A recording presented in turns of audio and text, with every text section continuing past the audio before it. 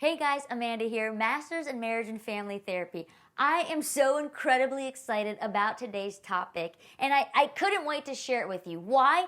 Because it's already helping countless couples that I am currently working with, and I am certain, I know, that it is going to be the game changer in your marriage. Think with me here.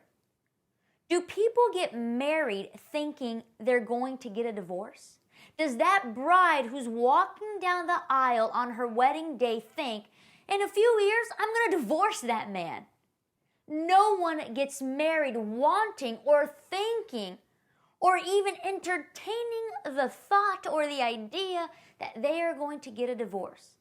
However, why does it seem that divorce these days, it isn't the exception, it's the norm?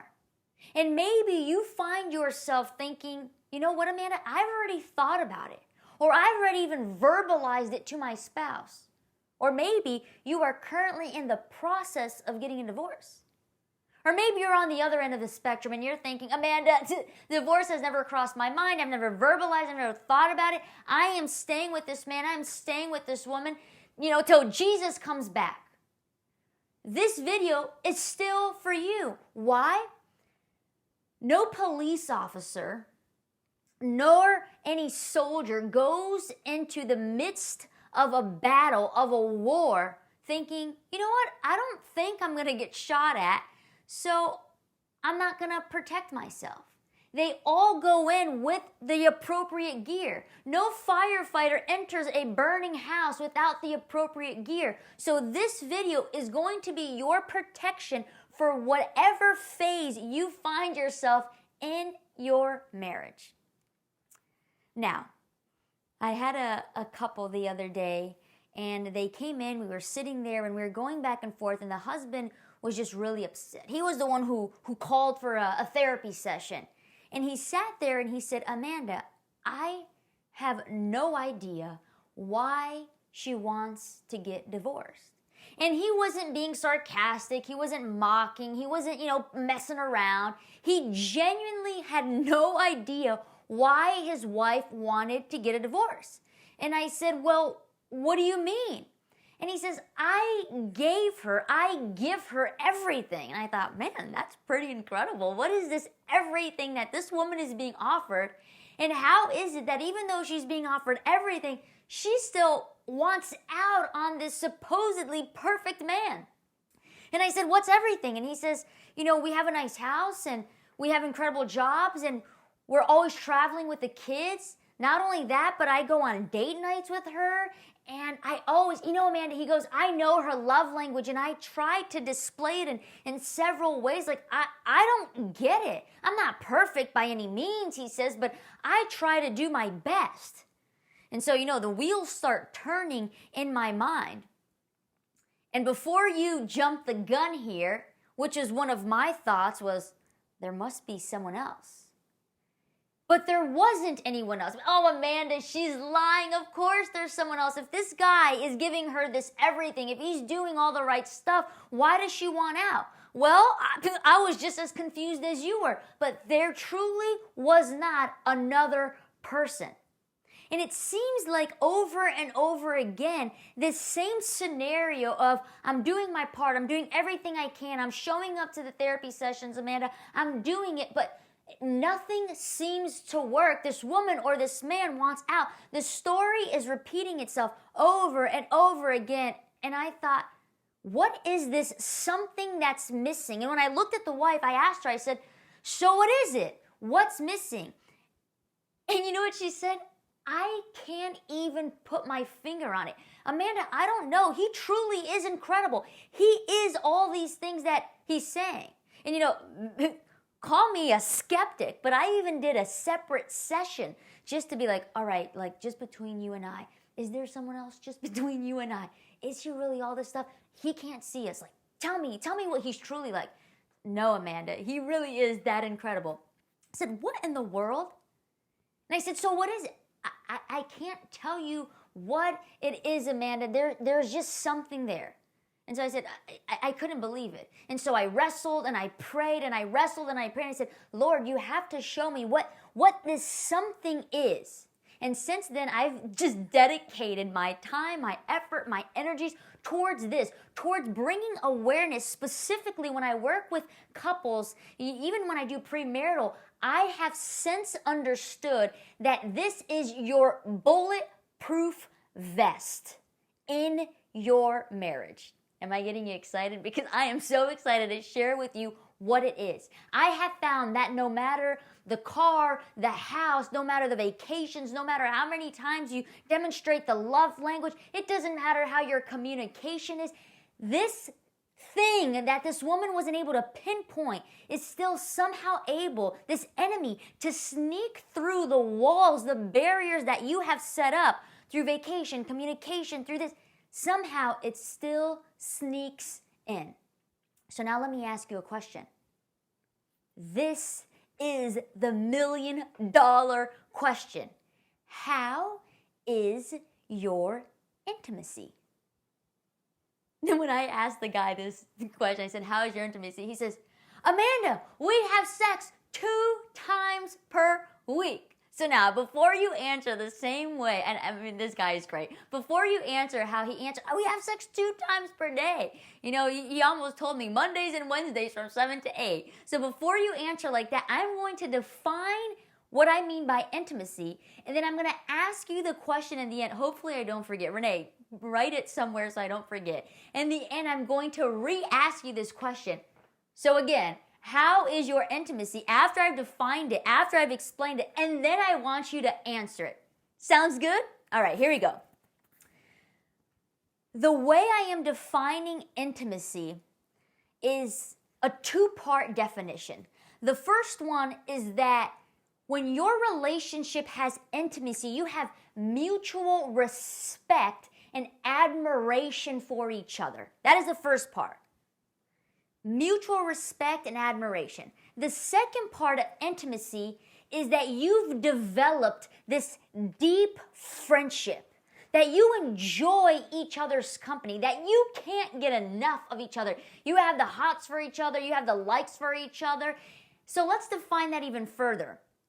Mutual respect and admiration. You know, I was having lunch with a few friends a few months ago, and you know, as a therapist, I always ask these questions just to see people's mind gearing. I can't shut it off and know when I'm having a conversation with you, I'm not analyzing you. Or am I?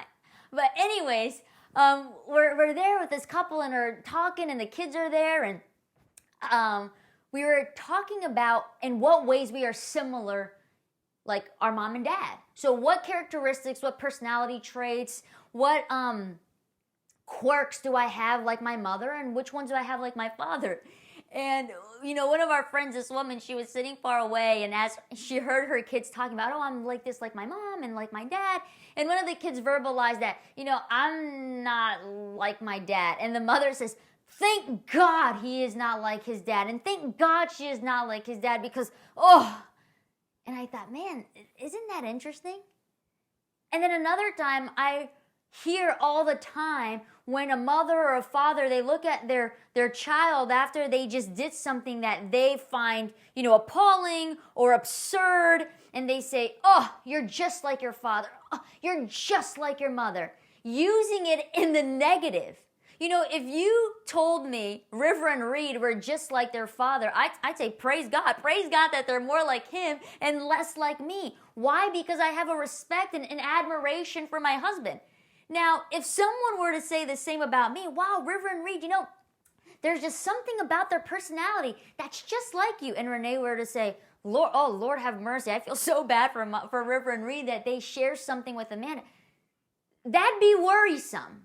I'd be confused by that statement. That's what it means to have mutual respect and admiration. I want my children to reflect their father and vice versa. So start thinking about these questions, and maybe you don't have children, but maybe for your future children, you're thinking, man, I would just love for my boy, I'd love for my girl to have this character quality, this personality that you have. And maybe you don't want to have kids, But when you look at your husband and when you look at your wife, you just look with a sense of respect that conveys honor and admiration, meaning that you're not speaking poorly about them or him or her in the presence of your family or friends. There's just this presence that he or she brings that you, comes the next part, you want to be around. There's a difference between I have to hang out with you and I want to hang out with you. Unfortunately, there was a client who came in and he says, Amanda, I hate her. I can't stand her. This is him talking about his wife. And the only reason I still haven't divorced her is because of the kids. Can you imagine? What he was telling me was, I don't want to be here. I have to be here. I don't enjoy her presence, but I'm forced to be around what he would literally describe as this crazy lunatic woman that I don't even know why I married. Do you feel that way? This is us beginning to define intimacy, mutual respect and admiration, and a deep friendship that is cultivated by you spending time with your significant other, not because you have to, but on the contrary, because you genuinely want to. Okay, now there are two types of intimacy, two aspects of intimacies that we are going to now describe. You got the first part down, right? Write it down. Here's the next one. There are two types of intimacy: physical intimacy and emotional intimacy. Now I'm going to define it as best as I possibly can so that we can all be on the same page. What do I mean by physical intimacy? I mean a desire to be close, a desire to want to sleep together. And by sleep together, I'm not just meaning sex, but I'm meaning everything that sex entails: the foreplay, the kissing, the massage, the cuddling that may or may not lead to sex. You know, when my client said, Amanda, but we have sex 2 times a week, and he added, and she has an orgasm every time. Unfortunately, this becomes a fake security that you start to believe that your marriage is great when honestly it's not even good. Why? Because sex can become formal, it can become mechanic and superficial, it can become automatic and like a habit. You know when you go to the doctor and he tells you to put your leg up and he gets that little instrument, I have no idea what it's called, and he just kind of whacks you on the knee, and then out of, I guess, a reflection, you kick, right?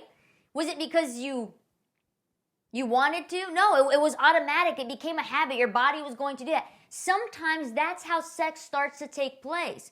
When the man says, Amanda, 2 times a week for a really long time.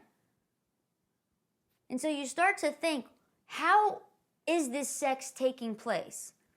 Another couple that I had, the wife was saying how her husband, he was just a stickler. He could not enjoy sex with her unless she was having an orgasm. And she says, listen, I try to tell him that I don't always need to have an orgasm. I can still enjoy sex. I like the cuddling and I like the kissing and the foreplay, and I love when he massages me, Amanda, and not always do those things need to lead to sex for me to feel physically intimate with him.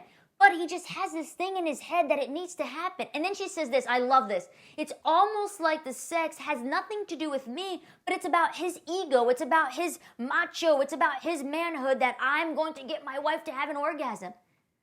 With no concern if it feels pleasurable for her. Obviously it was. But the point is, she didn't need it to enjoy physical intimacy with her husband.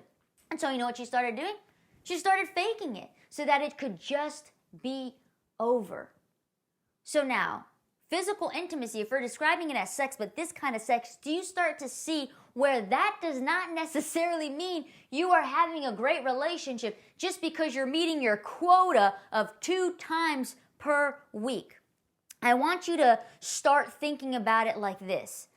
What is the significance behind the touch? What is the significance behind my hug and my kiss and my holding of the hand? Is it just a habit that when we go into a restaurant that I just open the door, or that I grab her hand, that I kiss her or him goodbye before they go to work? Now, I'm not saying that we're going to think about every little time we touch our spouse, but Is there a purpose? Is there a significance? Or are you hugging your spouse the same way you would hug a friend? Now, if you're beginning to identify with what I am describing, I can't even imagine the feelings it's bringing up. And at this moment, it's not the time for me to, and I don't mean to say this condescending or sarcasm, or right now I'm not going to coddle you in the sense to feel bad. I want to do something more. I want to do something that's helpful. I want you to be aware. I'm going to say it right in your face, and we're going to face reality right now, because the house is literally on fire, and we can't think about all the memories in the house and all the emotions in the house. We just need to call 911 so that they can get to the house and put the fire out. This is you calling 911. So stick with me, because the firefighters are about to show up. So think with me here. What is the significance in your touch? Is it accompanied, here we go, is it accompanied by this emotional aspect, the emotional intimacy? I had a very unfortunate story. I mean, I have great couple sections. It's premarital, it's happy, it's exciting. I have couples who are trying to come in just to spark things up. And then I have the not so fun cases, but ones that need to be dealt with. The husband was having an affair, and he was cheating on his wife with prostitutes. And oh man, that was a really tough one. The wife her world came crashing down. She didn't understand it. What was the issue? And he said this line, and for the love of God, I'm not agreeing that this man should have cheated on his wife with prostitutes. Of course not. But he said this, Amanda, but it was just sex. What did he mean by that? He meant that it wasn't accompanied by sort of this emotional intimacy. Now, regardless if it was accompanied or not accompanied, it should have never taken place. Not only that, but I can't imagine that his sex, even with his wife, was accompanied by emotional intimacy. Well, why? Because he was cheating on her. But the point is, even in his twisted explanation of why he had sex with a prostitute, he said this phrase that I thought, that's interesting, that even this far into his sin, he could still see the difference between, but Amanda, this was just sex. How is your sex life, but how is your physical intimacy with your spouse? My chickens have sex all the time, but there's no foreplay, there's no kissing, they're not winking at each other, they're not, dancing in the kitchen. None of this is taking place. They are literally just having sex. How are you having sex with your wife? How are you having sex with your husband? I'm not just talking about two bodies engaging in the act, but I'm talking about the union between the person that you are passionate and intimate about, the person that you have mutual respect and admiration, the person that you have a deep friendship with. This is what I'm talking about. It is so much more. We should be living a physical intimacy that is so much more than compared to my chickens having sex. Are you starting to understand what I'm talking about? All right, so that's physical intimacy. Now here's the next part, emotional intimacy. When I talk emotional intimacy, I'm not talking, oh, Amanda, I know my wife's schedule. I know her favorite food. I know what is his favorite drink. I'm talking about the nitty gritty. I'm talking about the sentiments, the feelings. What are their failures? What are their fears? What are their worst childhood memory and their best childhood memory? I'm talking about creating a space, not a physical space, but creating a space of connection, of opening one's heart, of crying and showing your true, vulnerable self, where no secrets take place, because you know that the person you are speaking to is someone who wouldn't judge you, is someone not who you should be afraid of, but who you should be a friend of. And when we have this type of emotional intimacy in our marriage, then our touch or our physical intimacy will have significance. Let me share with another client. I had a client, and it was really hard for her because she said, Amanda, my husband is one of those guys and he just doesn't open up. he's just like this macho guy. He doesn't talk about feelings, men don't cry kind of guy. And it's so hard for me to have this emotional connection, intimacy like you're describing. Sure, the sex is great, but she said what the first client said, which is something is missing. I can't pinpoint it. And that's when I said emotional intimacy. And she said, yeah, that, after I described it. Well, I don't know what happened there. After I described it. And so I said, okay, well, I'm going to give you tips. I'm going to show you how to start to cultivate what I call the holy ground. I'm going to explain it to you like I did to her. I said, in order for us to expect or for want someone to be vulnerable and intimate with us, emotionally intimate, we also need to give a little and be willing to be vulnerable. And she's like, oh no. So look, she was talking about her husband not being willing, but she also wasn't willing to open up about something that was deep and personal to her. And she eventually shared with him, right? She shared with him before she started therapy. And I asked her, I said, what is one of the most intimate things you've shared with him? And she shared that when she was younger, she was abused, and she had shared that with him. And I thought, wow, that's incredible that you felt safe enough to share this aspect of your life with him. She says, yeah, I did. And she said, and because that happened, while we were dating, he would always try to hold my hand or to hug me and kiss me in public. And I was always like, don't do that. Do that in private. And she explained it, she goes, as I started working on this aspect of the abuse, I started to realize that I put up this wall in this front, like I'm this tough girl that I can't be vulnerable in front of other people. And I started to realize that I couldn't even be vulnerable and open with my own husband. And she says, but as soon as I want to tell him, Amanda, I want to tell him that I don't want to be this tough guy anymore. I want to tell him that I want him to hold me. And sometimes I just want to cry and weep about the things that went on when I was a little girl, and I just want him to be there and to protect me and she wanted him to literally hold her when he cried. She goes, but it's, when I try to explain it to him and tell him, he was like, oh, are you serious? I don't even know how to hold your hand. I don't even know how to kiss you in public anymore because you always stop me. You never let me. And so she says, this has just been going on for years now, and I don't know, and I don't want to go down that conversation again. It was already so vulnerable to begin with. So I said, this is what we're going to do. You're going to take him to one of his favorite restaurants, and you're going to have this conversation with him. And she did exactly that. And this is what I say. She entered just the holy ground of connection. And she was willing to tell him exactly how she was feeling and say, listen, right exactly what I just explained to you. I want you to hold me. I don't want to be this tough guy anymore. I need your protection. I need you to be there for me. And the husband, he started to have a reaction. He says, oh, really? You want this from me?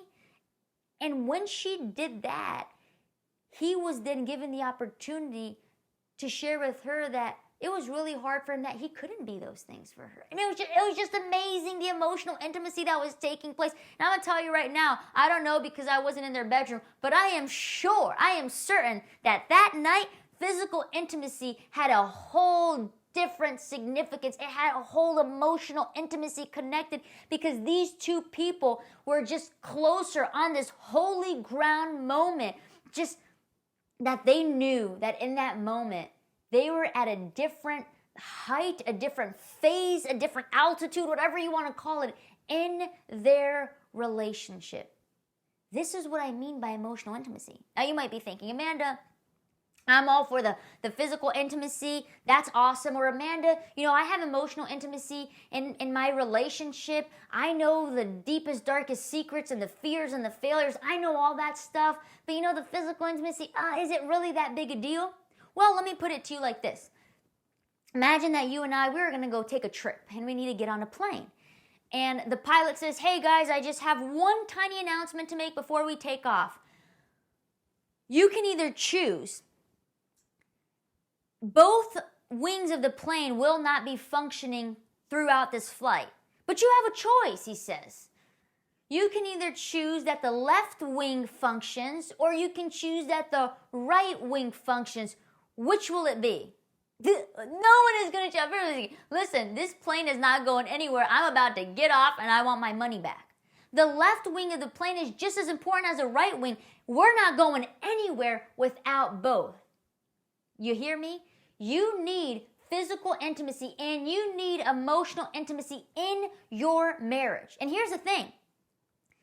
Emotional intimacy can take place between family members. I have emotional intimacy with my mom and with my dad and with my brother. With my friends, I have a sort of emotional intimacy, right? You can have an emotional intimacy with your therapist, but you don't have physical intimacy with these people as the type that we just described. You have an aspect of it, but not the sexual aspect of the physical intimacy. And you can also have physical intimacy with a one-night stand, with a prostitute. But in your marriage, you need both the physical and the emotional intimacy to take place in order for you to experience the type of marriage that God wants you to have and to enjoy. God did not create marriages to be flying around in a plane with only one wing. It does not work. You need to cultivate both in your marriage. Okay, Amanda, well, how am I going to do that? How do I cultivate physical and emotional intimacy in my marriage? Because you see, and then, right, we start to boycott all of our efforts. We start to have all these excuses. And one that I hear, which is most common, is this. He's never going to change, Amanda. You don't know my husband. It's like his mom is like this. His dad is like this. It's a cultural thing, Amanda. It's nature and nurture. I mean, not only was he born this way, it's in his DNA. He is just not going to speak to me about his feelings. But then he was raised this way. I mean, his dad is a rock, Amanda. He is stoic. This man has no expressions. It can happen to any other relationship. But you've met your match when it comes to mine. Listen to me closely. They did a study, a research, because the common belief, what was commonly accepted, was this notion that DNA is destiny. That whatever is going on in our DNA, well, sucks to suck. You are destined for it. Don't try to fight it. Just submit to it. And so because this belief went around, they believed that we were destined to have a particular body shape, for example, or a particular personality, or even a particular disease. Well, since your mom had it, oh, sweetie, you're going to have it also. However, through the study of epigenetics, we started to be proven, and praise God for this, that we were wrong. Epigenetics is literally proving today, till this day, and will continue to prove that we have some responsibility for the integrity of our genome. And so what happens in 2000, a man named Randy Girdle, a professor at Duke University, he performed a study with agouti mice. And the reason they were called the agouti mice is because they had a specific gene that made them a ravenous yellow sort of color. Not only that, but this agouti gene made them more prone to cancer and diabetes. So if the belief was, hey, DNA is destiny, then there's really nothing we can do. All of the baby rats were born with this agouti gene, and well, maybe in some other world you wouldn't have been an agouti rat, but since you are, too bad, so sad. Well, Randy Girdle and his colleagues, they said maybe we can do something about this. And so what they did is they got the parent mice, the mama mice, while she was pregnant, and through this experience, they somehow were able to produce not the ravenous yellow baby mice, but a slender and brown mice. Check this out. Not only that, but when the mice was born, the baby mice was born from the mama mice, they did not display their parents' susceptibility to cancer and diabetes. It was an incredible study. So what did they do? How did they accomplish this? How was it that every mice since this research was susceptible to the cancer and to the diabetes and to this yellow sort of color, and all of a sudden, what, these mice aren't? What went on? Well, this is what they did. They changed the mother's diet. They gave her onions and garlics and beets. What they did was this. And this is a direct quote from an article. I'm going to link it so that you can read it yourself because it's a fascinating article. It says this: the mother passed along the agouti gene. So she did pass it to the baby mice. It was in the children and it was intact. And then this is what Journal says. But thanks to the methyl-rich diet, so this diet of onions and garlic and beets, thanks to this, he says that they added what he calls a chemical switch that diminished the negative effect of the agouti gene. Man, whoa, hold on, explain that. Something external like diet was able to influence something internal like the agouti gene. By changing something external, they literally created, so imagine that this is the gene, the agouti gene, that makes you prone to cancer and diabetes. Well, with the external change in diet, a switch was on it. And now, of course, this switch could be easily turned on, but because of the diet, it was firmly shut off. Okay, Amanda, what's the point? The point is your husband might, through nature and nurture, have this predisposition to not wanting to talk about his feelings.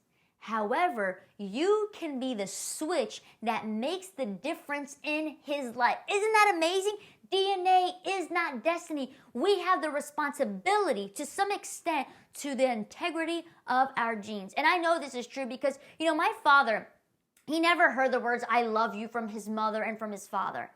And because of it, there was just this sadness in him, this desire to always want to do a little bit more because maybe if he got that job, maybe if he got that wife, maybe if he had those kids, then he would be worthy of the words, "I love you." But he never was. And so you know what he decided? It was uncomfortable and it was awkward and it was weird, and he didn't have it through nature and he didn't have it through nurture. In his DNA, there was not this soul, sentiment, feeling kind of guy.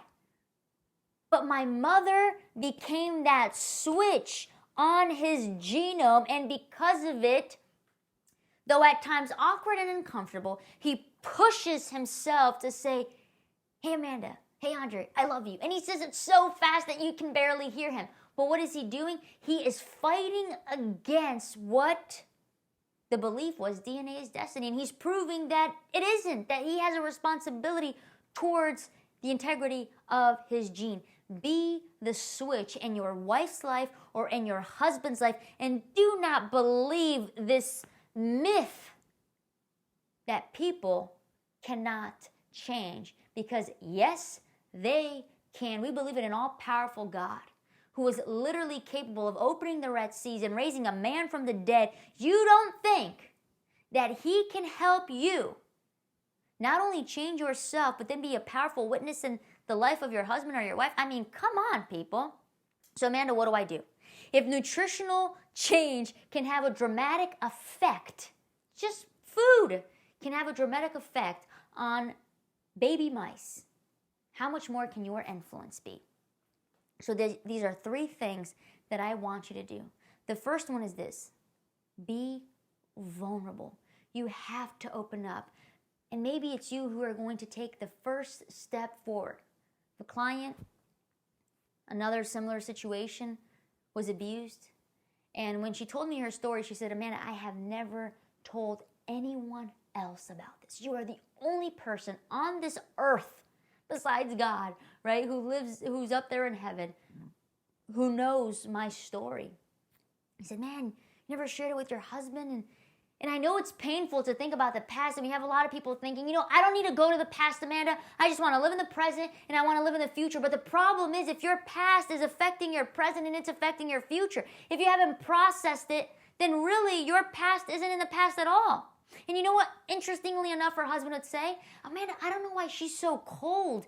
I don't know why sometimes I touch her." And he literally said, it feels like my touch to her is harm to her. It feels like somehow she's disgusted by the way I touch her, and I'm touching her with love. Why? Because he didn't know something that happened in her life. He didn't have this emotional intimacy with his wife. And guess what? The emotional intimacy that she was not at a place where she could share this information to him because she had not healed herself was affecting their physical intimacy, and they were a plane in the air with just one wing. So start working on yourself. Whether it's a pastor, a therapist, find someone or a friend, whoever you feel comfortable with. And if it's these bigger issues, find a therapist, find a God-fearing therapist who can work with you so that you can get to the place where you are healing yourself, and then you can be vulnerable with your husband or with your wife so that emotional intimacy can lead to physical intimacy with great significance. Number 2, open-ended questions. Maybe your husband or your wife is the yes, how was your day? Good. How was your day? Bad. You know, the one answer questions. Ask open-ended questions. Be curious about what is going on in their life, because the right question can be like an arrow to the heart. The right question can start someone. You know, I know how to get Renee going. I just start talking to him about the planes and his work or cars, or talk to him about guitars and music. I know the right questions to get Renee hyped up and excited.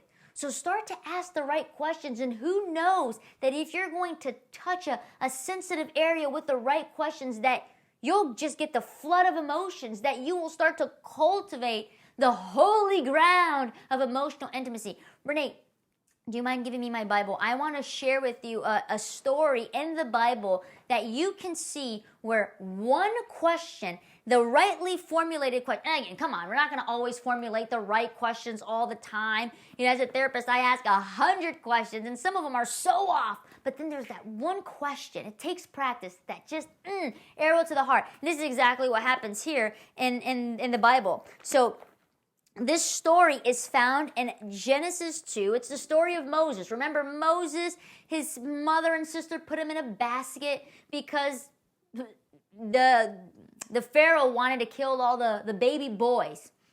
And so look at what happens. I'm going to read it quickly here. It says, "And a man of the house of Levi went and took as a wife a daughter of Levi. So the woman conceived and bore a son. When she saw that he was a beautiful child, she hid him for 3 months." Why? Because the beautiful child was a boy. "But when she could no longer hide him, she took an ark of bulrushes for him, daubed it with asphalt and pitch, put the child in it, and laid in the reeds by the river's bank. And his sister stood afar off to know what would be done with him." So put him in a little basket, put him in the river. The sister is there trying to figure out where baby brother is going to land. It says here, verse 5, "Then the daughter of Pharaoh came down to bathe at the river." And look at this, Renee. Reed and river are in Exodus chapter 2. Okay, it says here, sorry. Verse 5, "Then the daughter of Pharaoh came down to bathe at the river, and her maidens walked along the riverside. And when she saw the ark among the reeds, she sent her maid to get it. And when she opened it, she saw the child, and behold, the baby wept. The baby wept, and she had compassion towards the child," the Bible tells us. Now let's go down to verse 7. Look at this. Here's the question. Here's Miriam's question, Moses' sister. Then the sister said to Pharaoh's daughter, "Shall I go and call a nurse for you from the Hebrew women, that she may nurse the child for you?" What was she doing?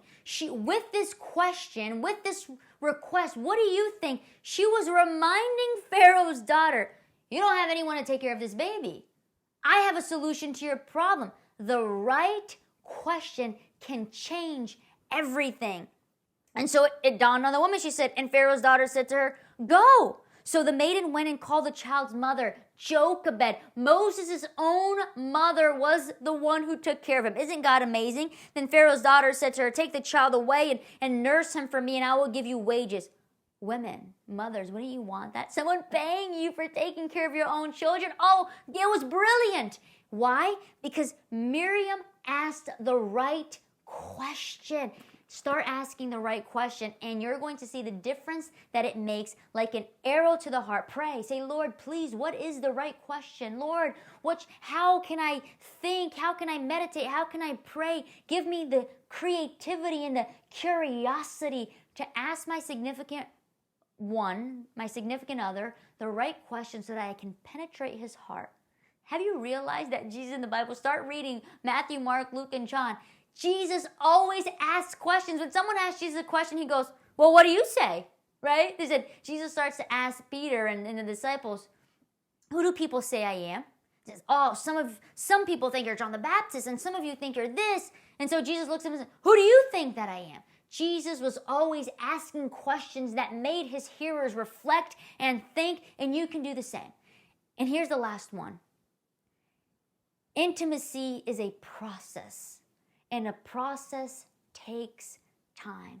Be patient and be of good courage. The Bible says a verse that I love. It says, do not be afraid nor be discouraged, for the Lord your God is with you wherever you go. And this is my prayer for you.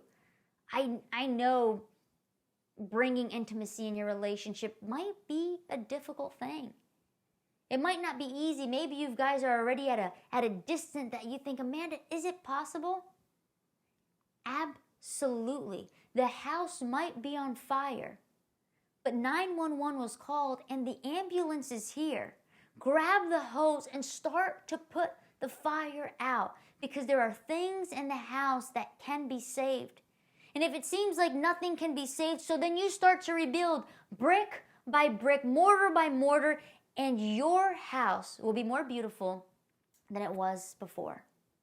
Remember, intimacy is a process, and a process takes time. So now look, Renee, I remembered, and you didn't even write it down.